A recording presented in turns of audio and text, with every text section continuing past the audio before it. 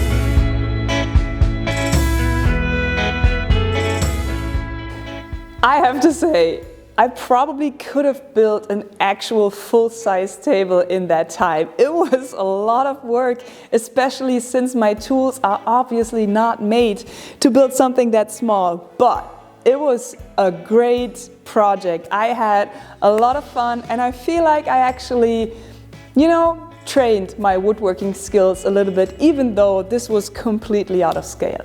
Anyways, I hope you enjoyed this video as much as I enjoyed making it, and I'll see you next week with a new project. Bye.